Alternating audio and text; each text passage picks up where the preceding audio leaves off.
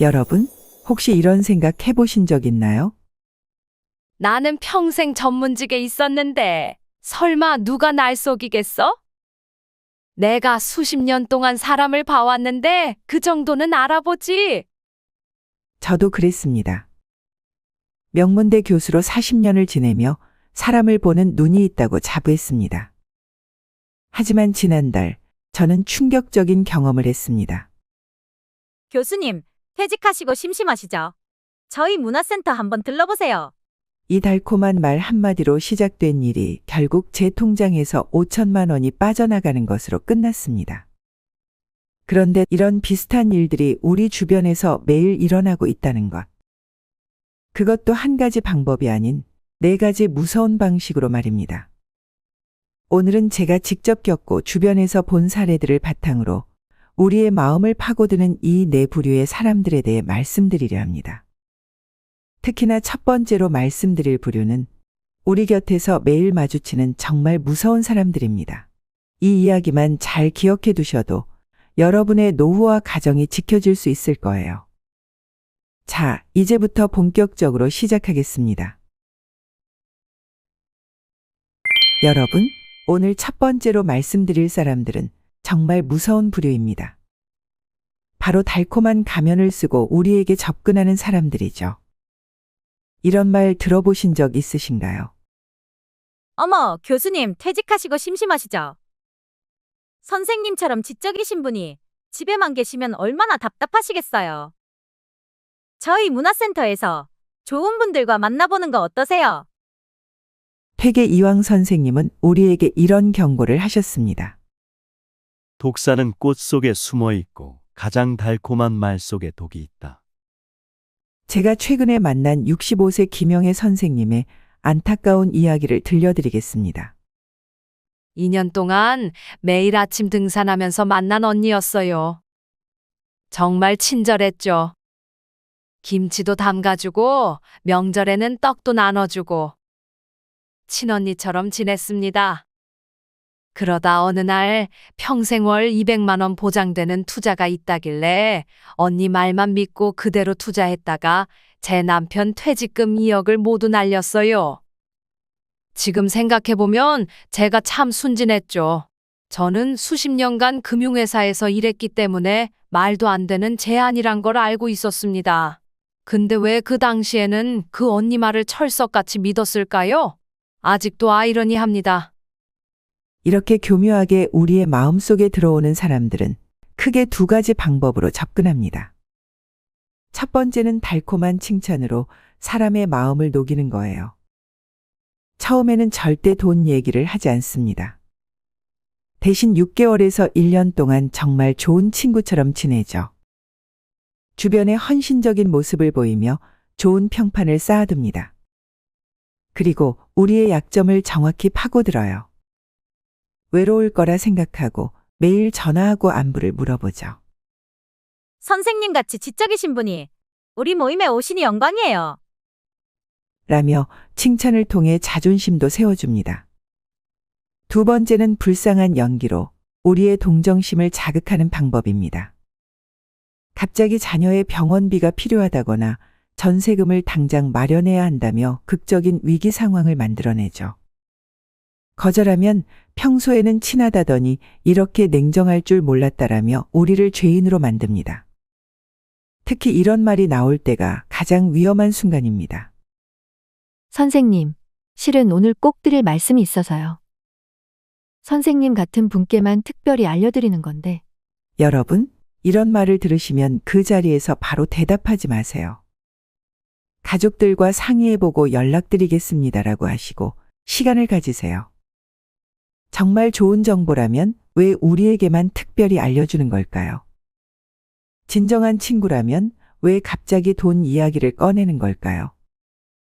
율곡 이희 선생님께서는 이런 말씀을 하셨습니다. 한 번의 진심 어린 도움이면 충분하나 거짓된 호소는 1000번이어도 부족하다. 여러분의 따뜻한 마음을 누군가의 이용 도구로 만들지 마세요. 때로는 차갑게 보이는 거절이 우리 자신과 가족을 지키는 가장 현명한 선택이 될 수 있습니다. 두 번째로 무서운 부류는 불행한 이야기로 에너지를 빼앗는 사람들입니다. 퇴계 이황 선생님은 이런 경고의 말씀을 하셨죠. 끊임없이 한숨 쉬는 이는 옆 사람의 웃음도 함께 앗아간다. 한번 이런 상황을 떠올려 보세요. 언니, 내 인생이 왜 이렇게 힘들기만 하냐? 애들은 엄마라고 따르지도 않고, 남편은 매일 늦게 들어오고, 매일 이런 전화가 옵니다. 아침에도, 점심에도, 저녁에도, 때로는 한밤중에도요. 한숨 섞인 목소리로 끝없이 자신의 불행을 늘어놓죠. 처음엔 안타까운 마음에 위로도 해주고 시간 내서 이야기도 들어줍니다. 하지만 이런 통화가 하루에도 서너 번, 한 달이면 수십 번이요. 최근 만난 김영희 씨의 이야기를 들려드리겠습니다. 20년 지기 친구예요. 처음엔 정말 진심으로 위로해주고 싶었어요. 그런데 3년이 지나도 똑같은 이야기만 반복하는 거예요. 해결 방법을 제안해도 그건 안 돼, 그럴 수 없어. 말만 반복하고 어느 순간부터는 제 몸까지 아프더라고요. 이제는 전화벨만 들어도 가슴이 답답해져요. 이런 사람들의 대화 패턴, 특징들은 정말 한결같습니다. 첫째, 자기 이야기만 합니다. 나 요즘 너무 힘들어. 로 시작해서 1시간을 쉬지 않고 말하죠. 혹시 우리가 고민을 털어놓으면 금방 말을 끊고 그래서 내가 말했잖아. 하며 다시 자기 얘기로 돌아갑니다. 둘째, 해결책을 전혀 원하지 않습니다. 이렇게 해보는 건 어떨까? 하고 제안하면 아니야, 그건 안 돼. 그래도 이렇게 해보면 에이, 그것도 안 돼. 결국 우리가 지쳐서 포기할 때까지 모든 제안을 거절하죠. 그리고 가장 힘든 건 우리가 좋은 일이 있을 때입니다. 이번에 우리 아들이 장학금 받았어. 너는 좋겠다. 우리 애는 공부도 못하는데. 나 저번 달에 좋은 집으로 새로 이사 갔어. 난 평생 이 반지하에서 살아야 할 거야. 우리의 기쁨마저 슬픔으로 바꿔버리는 마법사 같은 사람들이죠. 주변에 한 분 정도는 떠오르시나요? 전화만 받아도 기운이 쭉 빠지고 만나고 나면 어깨가 무거워지는 그런 분. 이런 사람들을 만났을 때 우리는 어떻게 해야 할까요? 첫째, 정해진 시간만 이야기를 들어주세요. 지금은 30분만 시간이 있다고 미리 말씀하세요. 둘째, 긍정적인 이야기로 전환해 보세요. 자꾸 불행한 이야기를 꺼내면 오늘은 좋은 일만 이야기하자라고 제안해 보세요. 셋째, 여러분의 소중한 시간과 에너지를 지키세요. 늦은 밤 전화는 받지 않는 등 경계선을 정확히 그어야 합니다. 다산 정약용 선생님께서는 이런 귀중한 말씀을 하셨습니다. 한 사람의 우울이 10사람의 기쁨을 앗아갈 수 있나니 지나친 동정은 오히려 독이 될 수 있다. 누군가의 고민을 들어주는 것은 물론 중요합니다. 하지만 그것이 우리의 마음까지 좀 먹도록 두어서는 안 되겠죠. 타인의 불행에 공감하되 우리의 행복은 지켜내는 지혜가 필요합니다. 우리의 마음이 누군가의 끝없는 불행 이야기로 채워질 때 정작 소중한 가족과 나누어야 할 시간과 에너지를 빼앗기게 됩니다. 진정한 친구라면 서로의 행복을 지지하고 북돋아 주어야 하지 않을까요? 세 번째로 무서운 부류는 친절이라는 칼로 상처를 주는 사람들입니다. 난 너를 위해서 하는 말이야. 네가 잘 되길 바라서 그러는 거야. 이런 말들 한 번쯤 들어보셨을 겁니다. 친절을 가장한 날카로운 비판, 걱정을 둘러쓴 은근한 비난. 이들의 말에는 항상 너를 위해서라는 수식어가 붙습니다. 마치 어떤 분이 이런 말씀을 하셨더군요. 우리 며느리가 살이 쪄서 걱정이야. 그래서 매일 아침 체중계 앞에 세워두고 몸무게를 재게 했더니 결국 우울증 약을 먹더라고. 또 이런 분도 계십니다. 넌 꼭 이런 식으로 일을 하니? 내가 너 잘 되라고 하는 말인데. 그래서 너 같은 직원들이 성공을 못하는 거야. 이런 사람들의 특징이 뭘까요? 첫째, 자신의 의견을 진심 어린 조언이라 포장합니다. 둘째, 상대의 반박을 배은망덕으로 몰아갑니다. 셋째에 거절하면 난 너 걱정해서 그런 건데 라며 죄책감을 줍니다. 특히 무서운 점은 이들의 말이 틀리지 않았을 수도 있다는 겁니다. 살을 빼는 게 건강에 좋을 수도 있고 일하는 방식을 개선할 필요가 있을 수도 있죠. 하지만 방법이 문제입니다. 진정한 충고는 상대의 마음을 헤아리고 적절한 때와 장소를 고르며 상대가 받아들일 준비가 되었는지 살피는 법입니다. 반면 이들은 자신의 친절이라는 칼로 무방비 상태의 상대를 찌릅니다. 그리고 이 정도 충고도 못 받아들여? 라며 오히려 상대를 탓하죠. 더 큰 문제는 이런 사람들을 피하기 어렵다는 겁니다. 대부분 가족이나 직장 동료처럼 쉽게 관계를 끊을 수 없는 사람들이니까요. 그래서 이들을 대할 때는 이런 원칙이 필요합니다. 첫째, 그들의 친절이 독이 될 수 있다는 걸 인지하세요. 둘째, 그렇게 생각하시는군요. 라고 가볍게 넘기세요. 셋째, 죄책감을 느낄 필요가 없다는 걸 기억하세요. 기억하십시오. 진정한 친절은 상처를 주지 않습니다. 상처를 주면서 친절을 강조하는 사람은 이미 친절하지 않은 것입니다. 이제 마지막으로 네 번째, 가장 교묘하게 우리의 마음을 아프게 하는 사람들을 말씀드리겠습니다. 바로 은근한 무시로 자존심을 짓밟는 사람들입니다. 여러분, 이런 말 한 번쯤 들어보셨죠? 아이고, 선생님은 아직도 시장에서 장 보세요? 요즘은 다들 백화점 식품관 가던데 명품관에서 세일할 때 사시면 되는데. 아, 죄송해요. 선생님은 모르시겠네요. 처음엔 저분이 좀 잘 사시나 보다 하고 넘기시죠? 그런데 모임에서 만날 때마다 이런 말들이 계속됩니다. 저희 며느리는 아기 교육 때문에 캐나다로 이민 가서. 선생님 댁은 아직 애기 교육은 어떻게 하시나요? 며느리가 명품 선물을 또 해줬네요. 선생님도 며느리한테 이런 거 많이 받으시죠?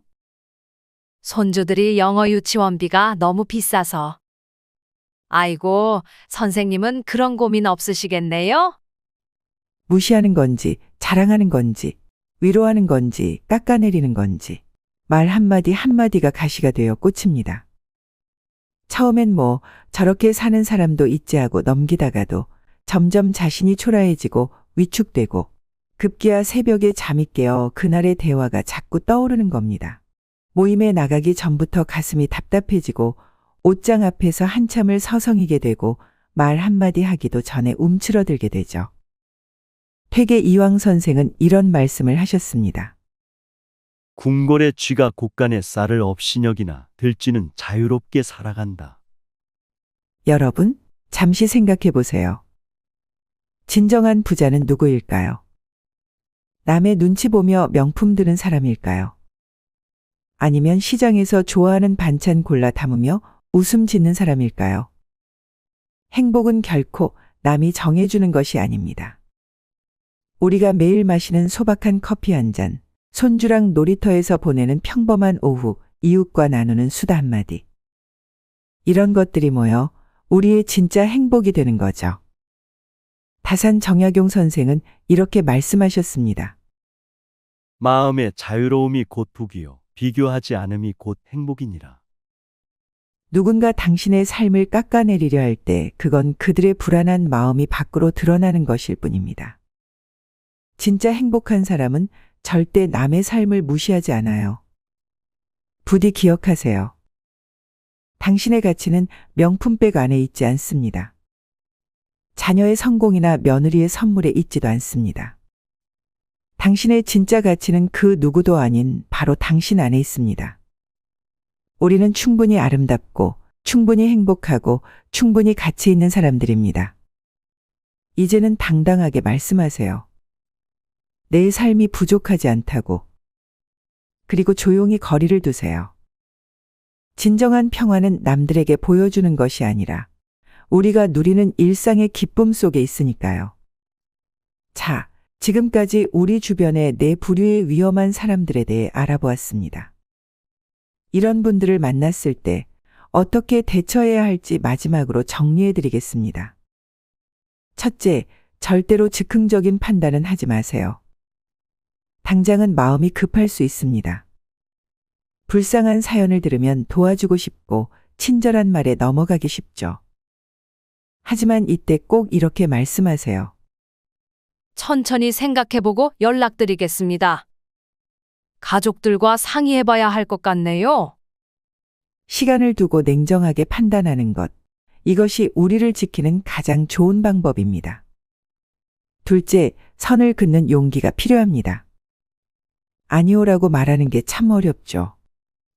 하지만 때로는 단호하게 거절해야 합니다. 죄송하지만 제가 도와드릴 수 없을 것 같습니다. 이번에는 어렵겠네요. 이렇게 분명하게 말씀하세요. 우리의 평화로운 삶을 지키는 것, 이것도 중요한 용기입니다. 셋째, 감정에 휘둘리지 마세요. 불편한 마음이 들면 그 자리를 피하고 죄책감을 주더라도 단호하게 거절하세요. 뭐니 해도 우리의 마음이 가장 중요하니까요. 율곡 이희 선생님께서는 이런 말씀을 하셨습니다. 사람을 알아보는 지혜가 있어야 진정한 평안을 얻을 수 있다.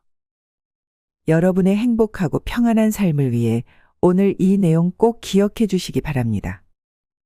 그리고 소중한 분들과도 함께 이야기를 나누어 주세요. 혹시 여러분도 비슷한 경험이 있으신가요? 댓글로 여러분의 이야기도 들려주세요. 여러분의 경험이 누군가에겐 소중한 교훈이 될 수 있습니다. 오늘도 긴 영상 끝까지 봐주셔서 감사합니다. 구독과 좋아요, 알림 설정도 꼭 부탁드립니다. 더 좋은 콘텐츠를 만드는 큰 힘이 됩니다. 다음에 더 유익한 내용으로 찾아뵙겠습니다. 남은 하루도 행복한 시간 보내세요. 감사합니다.